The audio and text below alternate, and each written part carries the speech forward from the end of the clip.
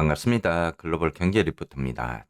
자, 전일 미국 증시가 고용지표 호주세와 국제 유가미 달러와 같이 상승으로 인해서 차익 매물이 나오면서 소폭 하락하는 이런 모습을 보였지만은 보합선에서 마감되었는데요. 자, 먼저 증시 현황 보시면은 다우가 0.14% 3273선에서 마감이 되었습니다. 자, 나스닥 같은 경우도 장 초반에 차익 매물이 나오면서 하락하는 모습을 보였지만 장중에 다시 한번 반등적인 모습을 보이면서 0.25% 11,148선에서 마감이 되었습니다. S&P 같은 경우도 마이너스 0.2% 소폭 하락하는 이런 모습을 보이면서 3,783선에서 마감을 했는데요. 어제 발표된 비농업 고용 지표를 보면은 9월 ADP 민간 고용은 예측가가 20만 건에서 실제가 20만 8천 건으로 크게 상회하는 수치가 발표가 되었습니다. 자, 이에 장 초반 나스닥이 2% 넘는 하락과 S&P는 1.8%까지 하락을 했었는데요. 자, 그러나 시장의 관심이 집중이 되었던 비농업 고용이 부진할 거란 예상을 깨고 장중 상승으로 전환되는 이런 모습을 보였습니다. 자, 어제 국제 유가가 다시 상승하는 모습을 보였는데요. 이렇게 배럴당 88달러에 근접하는 모습입니다. 어제 오펙 회의에서 11월부터 200만 배럴의 감산에 합의를 했기 때문인데요. 일간 200만 배럴 감산은 2020년 3월 코로나 팬데믹 당시에 580만 배럴 감산 이후 최대치입니다. 자, 그동안 제가 영상을 통해서 또는 라이브를 통해서 반도체 업황 호조가 내년쯤 될 것이란 분석을 드렸었는데요.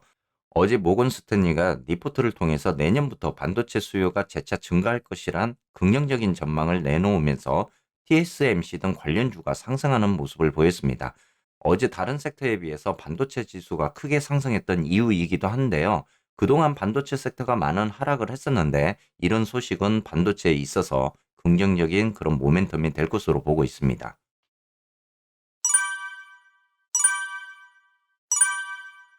자, 오늘은 먼저 S&P 차트를 보도록 하겠습니다. S&P 차트를 보는 이유는 과연 우리가 원하는 기다리고 있는 연말까지의 랠리, 산타 랠리가 가능한지 한번 예측적인 흐름 분석을 해봤는데요. 좀 이른감이 있을 수는 있습니다만은 큰 그림으로 봤을 때 연말까지의 이 지수의 상승적인 부분이 과연 이루어질까? 연말 랠리가 가능한지 이렇게 한번 생각을 좀 해봤습니다. 현재 지금 기술적 분석을 보게 되면은 S&P가 이 과매도 구간에 지금 머무르고 있는 이런 모습들을 지금 보여주고 있는데요. 이 기술적인 구간이라든지 약세적인 어떤 판도값을 계산을 해봤을 때 랠리가 연말까지는 일어날 수도 있겠다라는 그런 예측 분석이 되고 있습니다. 자, 그 이유 중에 하나가 EMA 200선이 지난번에도 이렇게 4월에도 200선까지 수렴을 하면서 하락하는 이런 모습이었고요. 8월에 들어와서 우리가 이 썸머 랠리적인 구간을 보여줄 때도 EMA 200선 저항에 막히면서 하락으로 전환되는 이런 모습을 보였습니다. 현재 EMA 200선이 수렴하고 있는 구간을 보시면은 지금 4200선 구간에서 수렴이 일어나고 있는 이런 구간인데요. 어제 S&P가 0.2% 소폭 하락을 했지만 장중 최대 1.8%의 하락을 만회하면서 말아 올리는 이런 모습을 보였습니다. 자, 그렇게 됐을 때 지금 S&P 500 지수에 대한 좋은 적중률을 보여주었던 우리가 이제 주간 모멘텀 발산 매수 신호를 확인해 볼 수 있는 그런 구간이 될 수도 있을 것 같은데요. 자, RSI 같은 일부 모멘텀 지표를 보시게 되면요. 시그널이 상승 추세를 시작을 한 후에도 가격이 계속 하락하는 이런 추세를 지금 나타내고 있습니다. 자, 9월 28일 하루 중에 최고점이었던 캔들을 이렇게 지금 보시게 되면은 자, 이때 당시 마감되는 당시 저항선을 보게 되면은 3,700 지금 30선 정도가 지금 되고 있는데요. 자, 이번 주 들어와서 이 저항선을 뚫고 올라가는 이런 모습을 보여주고 있습니다. 어떻게 보면은 일일 마감적으로 봤을 때 긍정적인 그런 모멘텀을 유지하고 있다라고 이제 볼 수가 있을 것 같고, 그렇게 봤을 때 지금 다음 저항선인 이 3,900선이 있죠. 단기 고점에 대한 구간 3,900선까지 목표적으로 삼고 지수의 흐름이 움직일 것으로 이렇게 보이고 있습니다. 자, 그렇기 때문에 4분기에 어떻게 보면 이제 EMA 200선이 계속적으로 4분기 들어오면서 이 수렴적인 구간이 하방으로 좀 더 내려오는 이런 모습을 지금 보여줄 가능성이 있다라는 거죠. 그렇게 봤을 때 S&P의 저항적인 구간을 보게 되면은 대략 4,100선에서 4,200선 사이가 이렇게 되지 않을까 이렇게 보고 있습니다.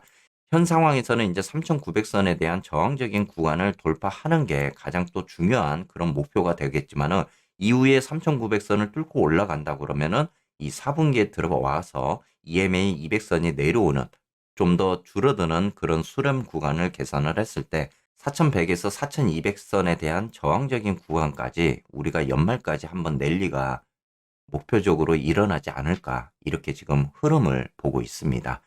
자, 뭐 예측적인 부분이 좀 틀릴 수는 있겠지만은 현 상황의 이런 기술적 모멘텀을 봤을 때 S&P가 4,100에서 4,200선까지의 연말 랠리 가능성이 충분히 좀 있지 않을까 이런 분석을 한번 여러분들께 좀 드려봤습니다. 한번 참고적으로만 여러분이 좀 보셨으면 좋겠습니다. 다음은 속슬 차트도 한번 보도록 하겠습니다. 앞전에 말씀드린 것처럼 지금 속슬이 모건 스탠리의 긍정적인 반도체 업황의 소식이 전해지면서 어제 상승적인 이런 모멘텀적인 부분을 만들어 주었는데요. 어제 다른 섹터에 비해서 반도체주 속슬이 크게 상승하는 이런 모습을 보였습니다.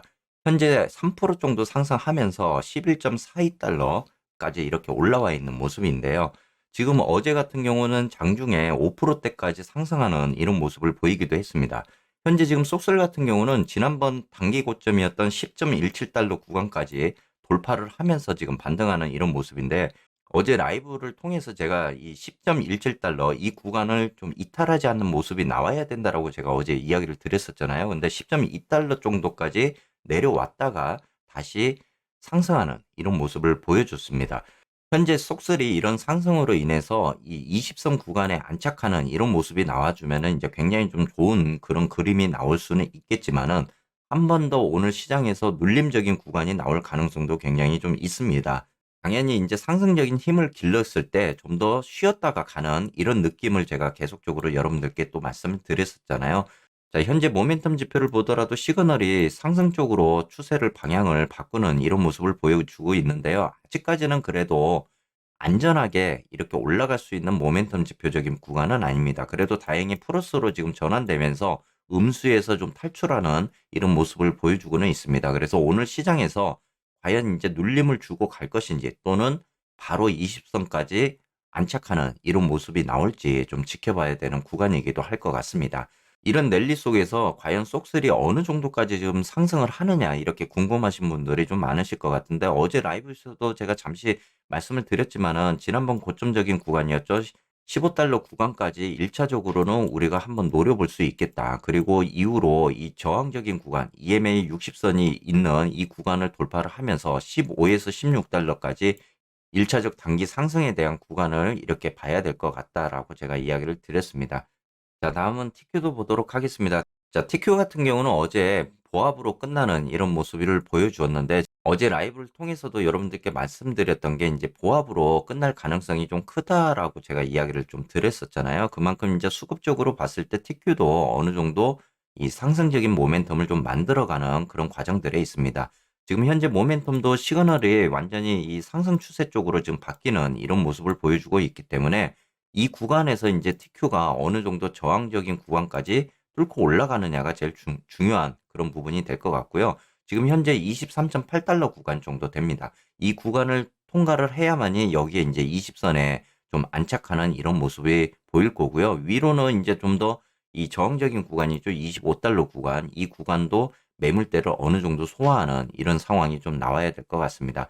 자, TQ 같은 경우도 지금 단기적으로 봤을 때는 이 구간입니다. 28달러 구간이죠. 요 구간을 이제 돌파를 하고 이후에 31달러 구간까지 돌파하는 이런 모습들이 좀 나와야만이 다시 한번 단기 고점에 대한 구간을 목표로 삼고 움직일 가능성이 굉장히 큽니다. 자, 지금까지 이제 TQ의 흐름상으로 봤을 때는 굉장히 이 구간들을 가면서 돌파할 수 있는 그런 시간들이 아직은 굉장히 많이 남아 있습니다. 가장 큰 중요한 부분이 이제 우리가 알고 있는 계속적으로 제가 말씀드리고 있는 또 CPI 구간이 있잖아요. 그렇기 때문에 그런 모멘텀적인 구간이 이후에도 계속적으로 이어질지 그리고 또 3분기 실적에 대한 부분도 있기 때문에 여기서 TQ의 흐름이 어떤 식으로 또 흘러갈지 우리가 좀 지켜는 봐야 될 부분인 것 같습니다. 가장 중요한 거는 TQ도 마찬가지로 속슬처럼 이 EMA 20선에 안착하는 이런 모습이 1차적으로는 제일 먼저 나와야 되겠죠. 그래야만이 20선에 대한 지지를 강하게 받는 그런 모습으로